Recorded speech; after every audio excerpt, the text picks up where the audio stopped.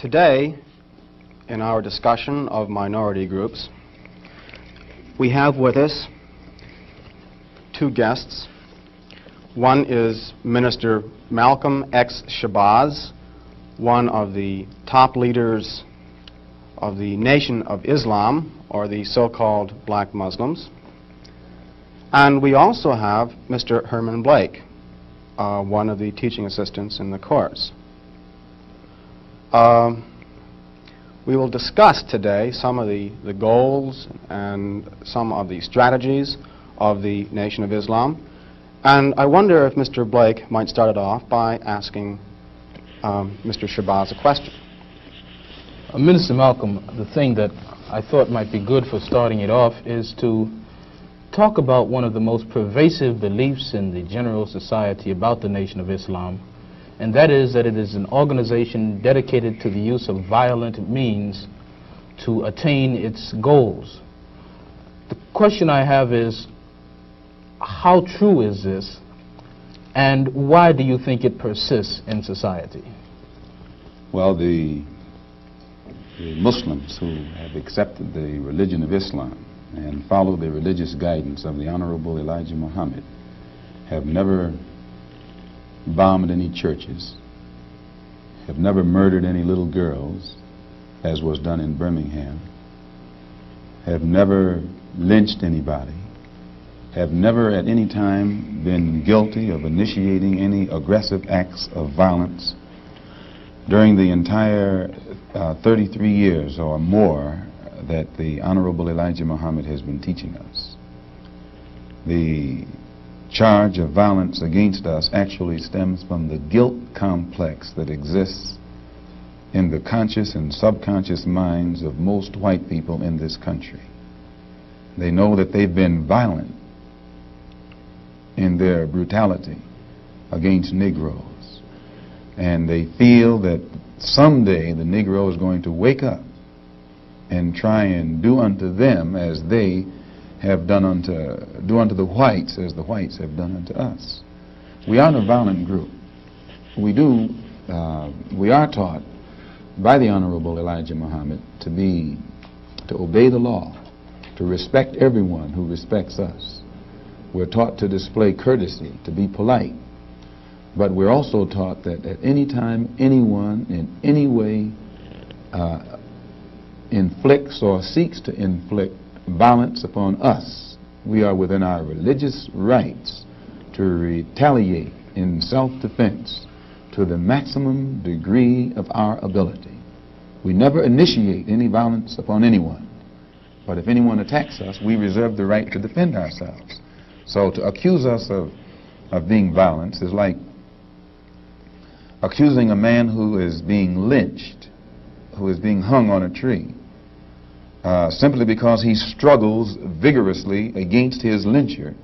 The victim is accused of violence, but the lyncher is never accused of violence. And I only point this out because the various racist groups that are set up in this country by whites and who have actually practiced violence against blacks for 400 years are never associated or identified or made synonymous with the term violence. But whites speak of Muslims almost synonymously with violence. Whenever Muslims are mentioned by them, violence is brought up. But it's not connected with any other group. This is a sort of a propaganda tactic, or what I would call psychological warfare, to in some way make the image of the Muslims in this country be a violent image rather than a religious image. What's interesting is that members of the Nation of Islam have not used violence even when black Americans were attacked. How do you account for this? Does this in any way contradict some of the basic premises of your movement? I don't know how you mean. Well, you maintain, for example, that you will not, or that you should not use violence unless you are attacked by the white man. And I think we can note in the last several years, certainly, dozens and dozens and dozens of instances in which Negroes have been attacked killed in some instances. You mean in these demonstrations? These demonstrations and the bombings, for example, recently in Birmingham where they killed 4 little Negro girls. And what interests me is the fact is that the Nation of Islam has not done anything to retaliate. I think you should be happy. The important thing is, does your lack of action contradict any of your basic principles? I'll explain it. You should be happy that Muslims who follow the Honorable Elijah Muhammad, number one, don't believe in any form of integration, and who believe that every mention of the word integration by whites, whether it be from the mouth of Kennedy on down to the mouth of the lowest, raggediest white liberal in the street who is beatnik-like involving himself in these integration efforts, if we believed in it, we would integrate, and we would fight anybody who got in our way or made any effort whatsoever to stop us from integrating. If we really believed that the law of the land, the Supreme Court, and other so-called judicial bodies were for real when they talked about integration, we would integrate. And knowing that the law was on our side, and any effort we made to demonstrate toward integration, why, we would know the law should be on our side, if it's the law of the land. If it is the law of the land, then the demonstrators are within the law, and the discriminators are against the law. But to show you the hypocrisy of the law, when Negroes demonstrate for integration, instead of arresting the discriminators, the law arrests the demonstrators. So this is a foolish move on the part of Negroes. And when you foolishly get yourself involved with an enemy, then whatever comes upon you, that's your business. As Muslims, we believe that separation is the best way and the only sensible way, not integration. And but on the other hand, when we see our people being brutalized by white bigots, white racists, we think that they are foolish to allow themselves to be beaten and brutalized and do nothing whatsoever to protect themselves. They are foolish. They should have the right to defend themselves against any attack made against them by anyone. If a dog is biting a black man, the black man should kill the dog. Whether the dog is a police dog, a hound dog, or any kind of dog. If a dog is sick on a black man, when that black man is doing nothing but trying to take advantage of what the government says is supposed to be his, then that black man should kill that dog, or any two-legged dog who sicks the dog on it. Should other black men help that particular person who was attacked? I think you'll find, sir, that there will come a time when black people wake up and become intellectually independent enough to think for themselves, as other humans are intellectually independent enough to think for themselves. Then the black man will think like a black man, and he will feel for other black people. And this new thinking and feeling will cause black people to stick together. And then at that point, you'll have a situation where when you attack one black man, you are attacking all black men. And this type of black thinking will cause all black people to stick together. And this type of thinking also will bring an end to the brutality inflicted upon black people by white people. And it is the only thing that will bring an end to it. No federal court, state court, or city court will bring an end to it. It's something that the black man has to bring an end to himself. Minister Malcolm, let me, on the basis of your two remarks, ask a double-pronged question. One, is it then your assertion that the laws with respect to how Negroes are supposed to have equal opportunity and equal rights in this country are not meaningful or believed by whites? And secondly, what is your opinion and attitude toward the civil rights movement in general, and particularly the Reverend Martin Luther King and his philosophy of nonviolent direct action? If the white people really passed meaningful laws, it would not be necessary to pass any more laws. There are already enough laws on the law books to protect an American citizen. You only need additional laws when you're dealing with someone who's not regarded as an American citizen. But whites are so hypocritical. They don't want to admit that this black man is not a citizen. So they classify him as a second-class citizen to get around making him a real citizen. If he was a real citizen, you'd need no more laws. You'd need no civil rights legislation. Civil rights, when you have civil rights, you have citizenship. It's automatic. White people don't need laws to protect their citizenship because they're citizens. But they don't want to tell us we're not citizens. And at the same time, they don't want to pass laws that are meaningful enough to protect us as if we were citizens. And the Supreme Court desegregation decision is the best example I know. That's a law from the Supreme Court. 10 years have gone by. No desegregated schools. It hasn't been implemented beyond, I think, 9% in 10 years.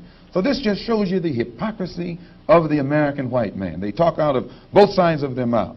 And for this reason, we who are Muslims, that is, who believe in the religion of Islam, who believe in God, we don't believe that black people will ever get any problem with laws being passed or new persons being put in office, white liberals being put in office.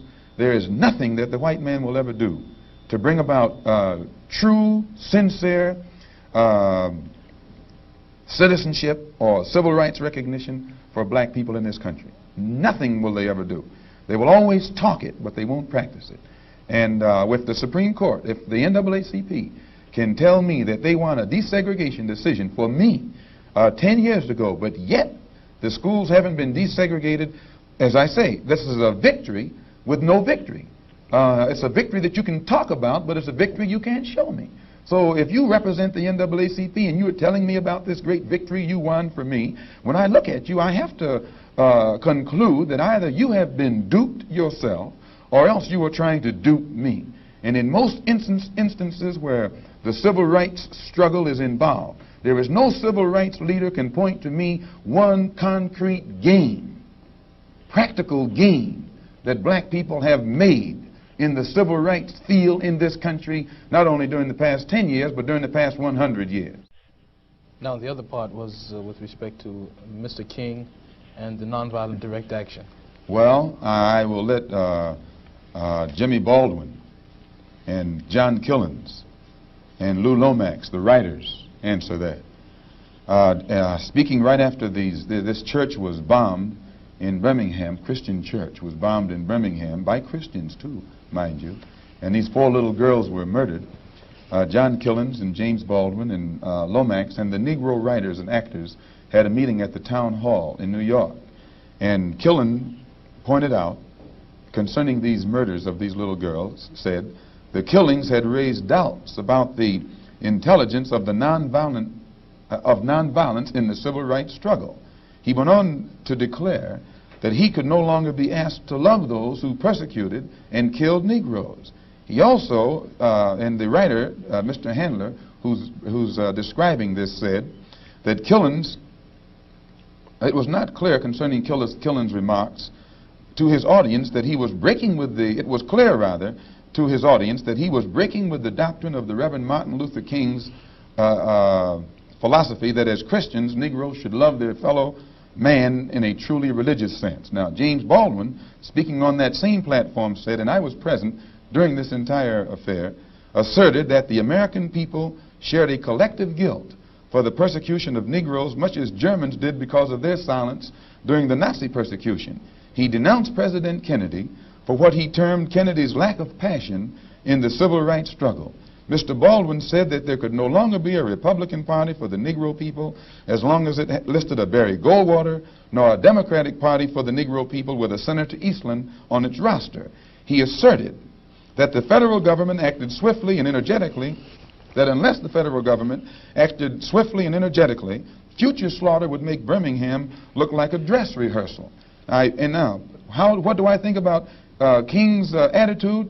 King's right-hand man, Wyatt Walker, at King's convention, according to the New York Times on September the 26th, said, quote, we have been duped. meaning these persons involved in the civil rights struggle, of which King is the symbolic leader. His right-hand man says, and I quote, "We have been duped or have duped ourselves into believing that the chains have been broken, when in truth we have only been chained more securely. Half freedom has in many instances been worse than no freedom at all." Why, don't ask me what I think about their struggle. I can tell you what they think about their struggle. And they are pointing out that it is becoming more difficult every day for the civil rights leaders to keep the masses of black people nonviolent and long-suffering and patient, and keep them from becoming disenchanted. I hope that answers your question. Well, now there's a new party which has started on the East Coast called the Freedom Now Party, an all-black organization. Would you comment upon this and also upon the possibility that the Nation of Islam might begin to turn some of its attention to the political arena in view of the fact that it is in the political arena that Negroes have not been able to in any way get justice, as has been pointed out in your previous statement? I'm not familiar with the Freedom Now Party. I'm not too familiar with politics, period, only that in the sense that white politicians have usually been very hypocritical where the so-called Negroes are concerned. So I'm a bit disenchanted with politicians and politics. The Honorable Elijah Muhammad is a religious man, and his teaching is religious and his solutions are religious.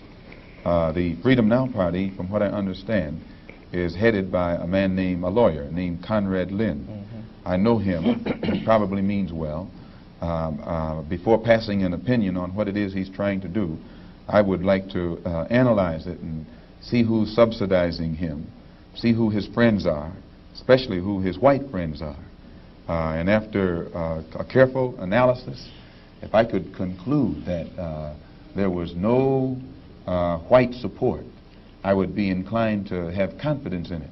But if I saw him leaning too heavily upon his white liberal friends for support, then I'd be suspicious of that too. The Muslims, in my opinion, represent an all-black party. And the Honorable Elijah Muhammad pointed out at before 10,000 in Philadelphia on September the 29th at a rally that we were having, that in 1964 the black people should band together and do something about selecting and electing representatives, black representatives, politically, who have the rights and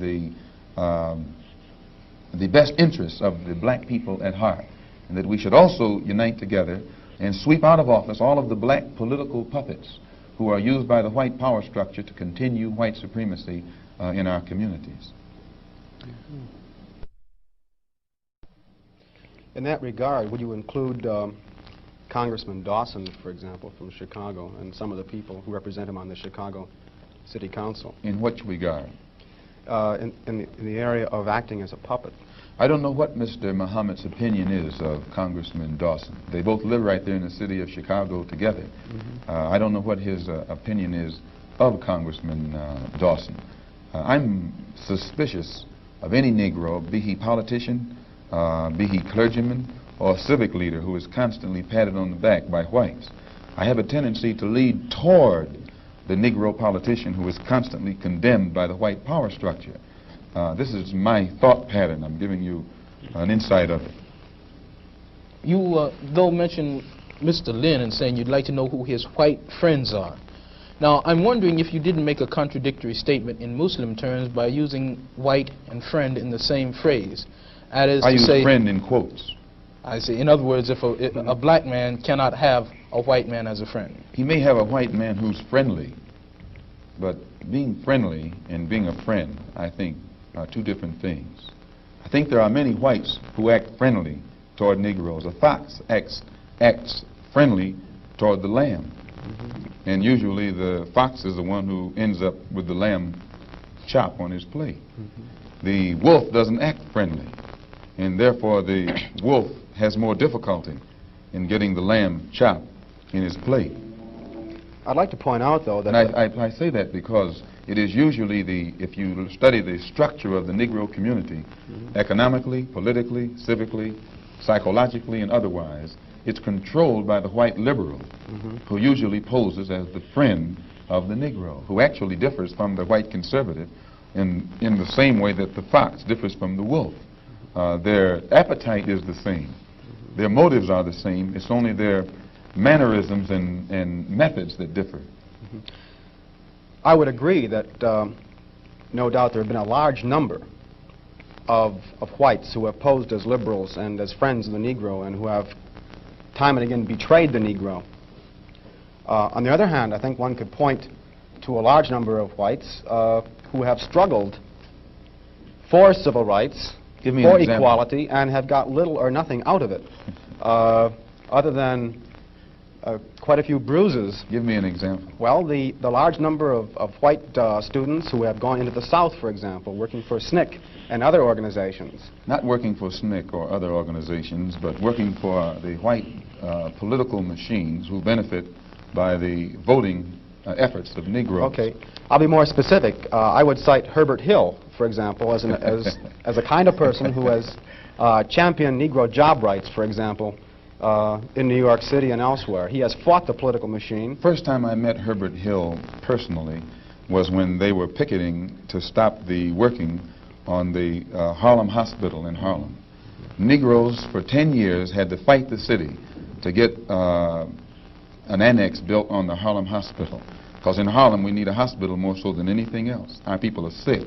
Plus we do a lot of cutting and shooting of each other, though we profess to be nonviolent. And Herbert Hill brought his forces out and stopped the working on that site.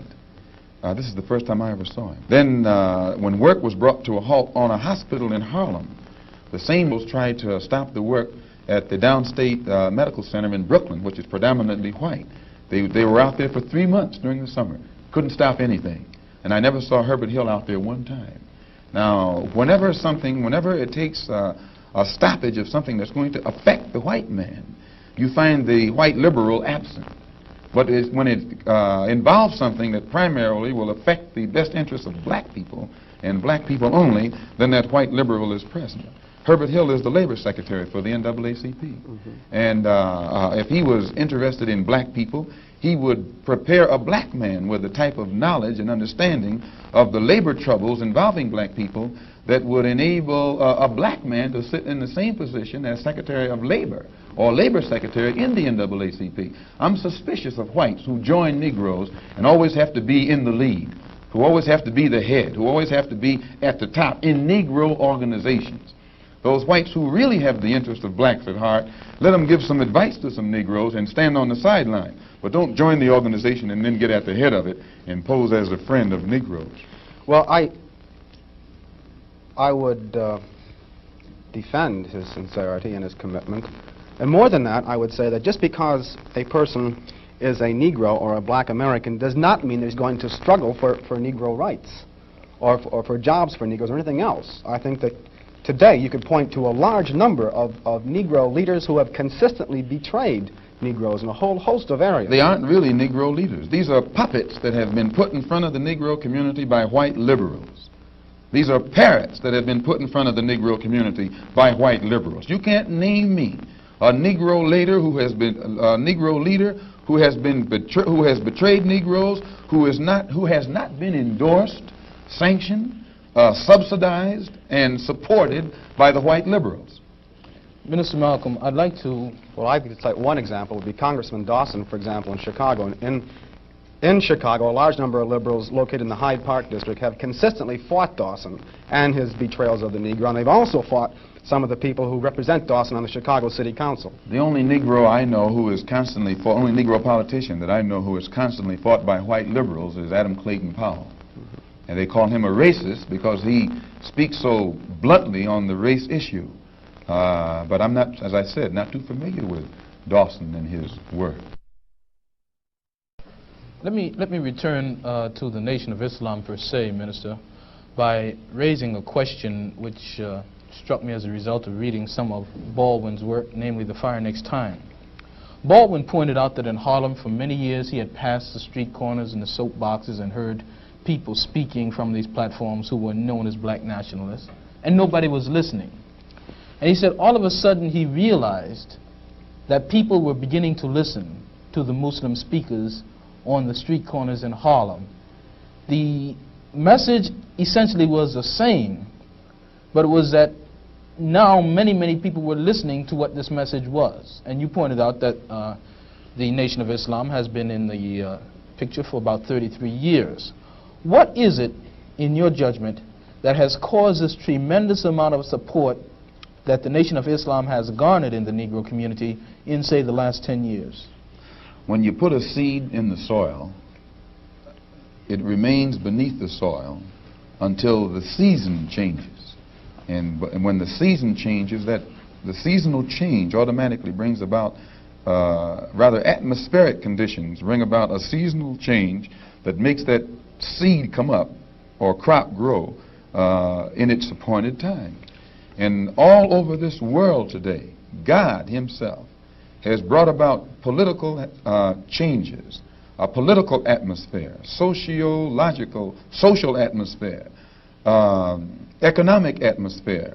These economic conditions, these political conditions and social conditions combine to bring about a situation that is making black people in America more receptive, their mind more fertile to the seed of truth that the Honorable Elijah Muhammad has been planting for 30-some years. And this is springing up today and causing our people to see and understand now what they couldn't see and understand before. What is the nature of this situation which is making black people more receptive? Well, you take in the past, say, 15 years, how the nations have emerged, dark nations have emerged in Africa.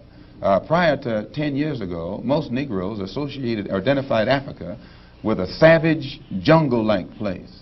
And whenever you mentioned the word African, in their mind's eye, they could see the image of someone running around with a spear, with no language, who'd say Ugga Bugga Boo or Bwana or something, and who'd be in a jungle running from lions or chasing lions. But then when, after the war, when the United Nations was set up in New York City, black people began to look at men like Tom Mboya. They began to look at men like Nkrumah. They began to see men like Lumumba. They began to see men like Nasser. They began to see these Belowa and Azikwe, who could exchange intellectually with whites on an international level in a political form and hold their own. This made the black people in this country realize that what the Honorable Elijah Muhammad had been teaching all the time actually had substance. And they began to turn it over in their mind and see that what he was saying had more weight to it than what these other Negroes were saying. And they began to identify themselves with the black world and the black struggle more closely than they identified themselves with this so-called white world. Let me ask you a question with respect to a statement which Essien Udom quotes as being on a bulletin board in the University of Islam in Chicago by the Honorable Elijah Muhammad. According to Essien, Mr. Muhammad states, "Up, you mighty race. You can accomplish what you willed. Build your future on these foundations: freedom, justice, and equality." What is the definition of freedom, justice, and equality for the black man, and where and when is it to be attained? Well, take equality first. The Honorable Elijah Muhammad doesn't teach us to associate equality with whites. Equality has nothing to do with whites. We don't want to be equal with the white man. He's not the criteria or yardstick by which equality is measured. He's not in a position to tell us we are equal. It's not his right. It's not his to do. Equality, we want equality. We had equality before the white man was created. We had equality before the white man came into existence. And we want equality whether the white man is on this earth or not. Equality means the opportunity to develop all of our dormant potential, all of our dormant capability. And in developing this dormant capability, the right and the ability to stand on this earth on some land of our own and bring about a civilization and a society in which we will be completely independent complete freedom to take care of the needs, to take care of the wants and the likes and the dislikes of our people, to establish our own nation, our own society, our own heaven, our own future. This is what we mean by freedom, by equality. And justice means as you sow, so shall you reap. If you do wrong, you'll get wrong in return. And if you do right, you'll get right in return. When you're in your own nation, in your own land, you're in a position to get justice. But when you're in another man's country, in another man's land, under another man's flag, and under another man's government, and under another man's court system, you have to look to that other man for justice, and you'll never get it. And Negroes in this country probably are authorities on that. Yeah. To what extent does this formulation approach that expounded by Zionists? They, for example, many Zionists maintain they could never expect justice in the Tsarist courts and the courts found in other countries in Eastern Europe and so on. And they decided that it would be wise to establish a separate state in Israel. And all of the world powers got together, the white world powers, I should say, got together and helped all of these white Jews to establish a separate state in the heart of dark-skinned people's territory.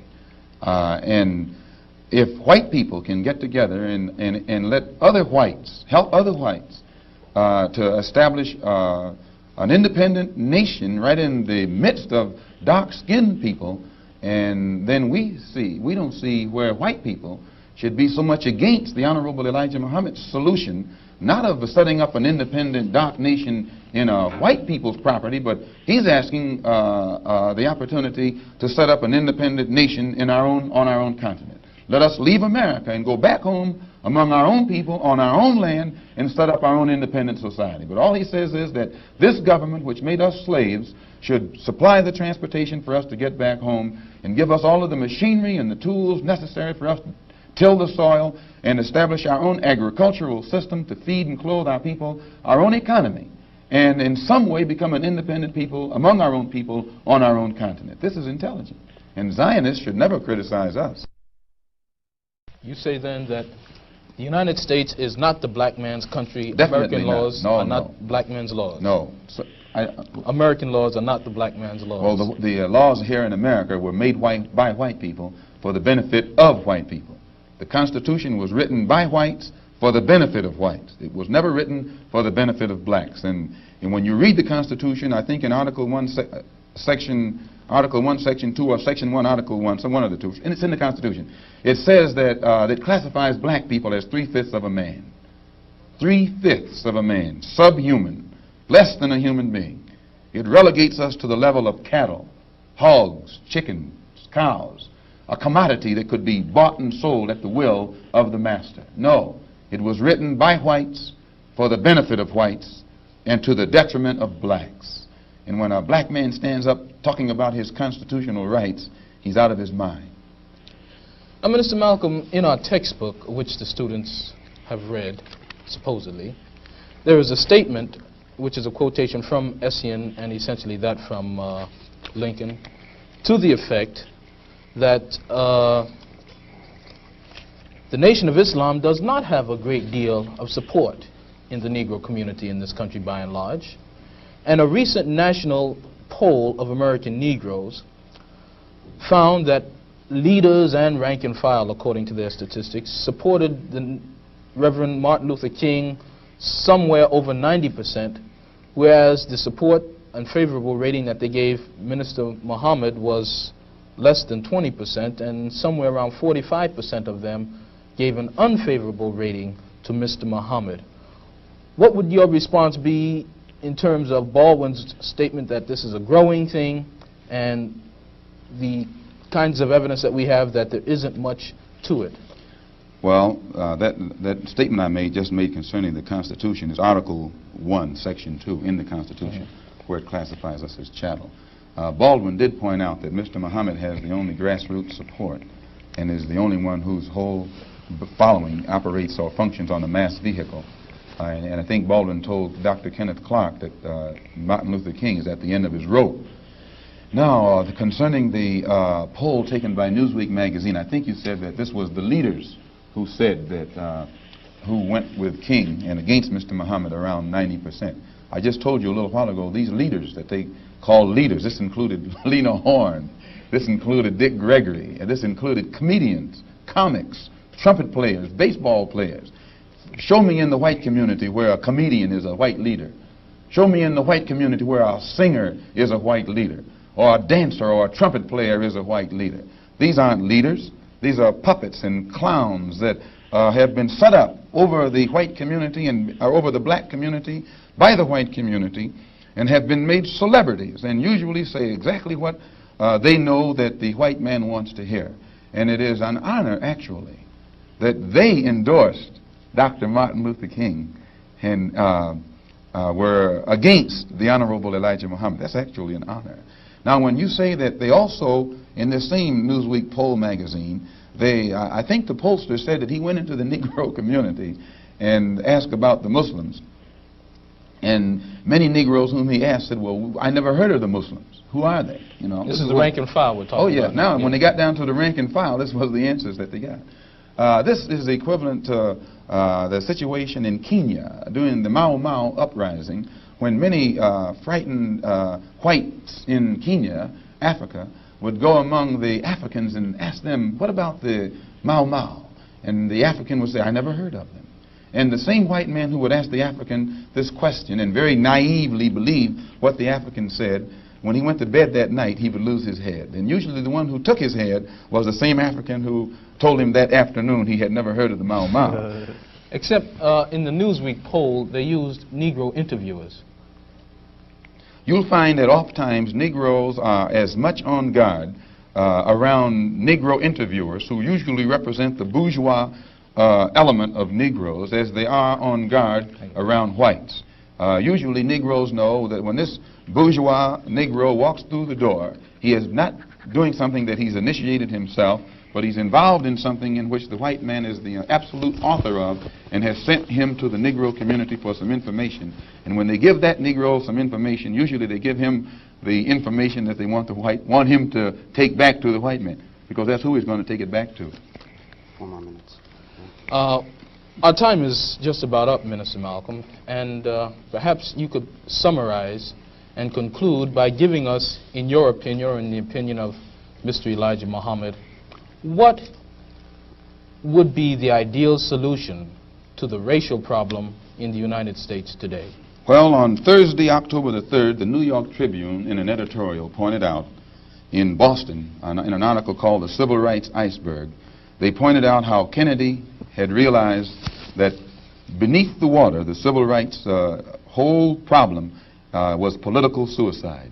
Because in his own hometown, the head of the Board of Education, a woman named Mrs. Hicks, was running against the NAACP philosophy, and she swept aside all other opposition. The whole white community supported her in opposition to the NAACP's desire for integrated schools, integrated housing, and otherwise. So I say that to say this, that even the Jewish community, which is supposed to be pro-liberal, went against the NAACP. Whites are against integration in practice, but they're for it in principle. So the only solution is separation. And the Honorable Elijah Muhammad says that this can be brought about simply by letting our people be exposed to the truth about ourselves, about the white man, about our history and our condition in this country. And once we are exposed to the complete truth about things as they actually exist in this country, the masses of black people will choose complete separation from this entire system, political system, economic system, social system, and whatever other aspect or description or adjective you want to attach to it. Let us go back home to our own people, live among our own kind, and solve our own problems ourselves. And if the white man doesn't want us to go back to our own people and live in our own country, then since we can't get along together in peace on this country with white people, let us separate part of this continent, migrate to that separate territory, let the government give us everything we need to establish our own independent economic system and society, and thereby we'll be able to solve our own problems ourselves and prove that we are human beings and a part of the human family and can do for ourselves what other humans have done for themselves. And then we'll be able to stop blaming the white man for what he has done and stop begging the white man to solve our problems. We'll be able to solve our problems ourselves. Thank you very much. That's it.